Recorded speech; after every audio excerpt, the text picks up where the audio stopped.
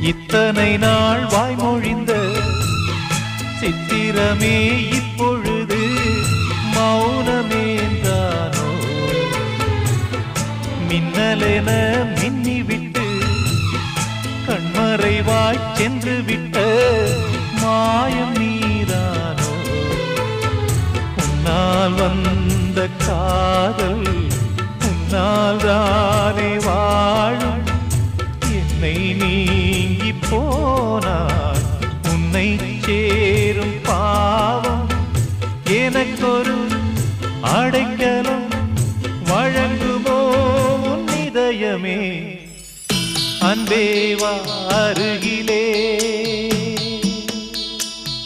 என் வாசல் வழியிலே உல்லாச மாளிகை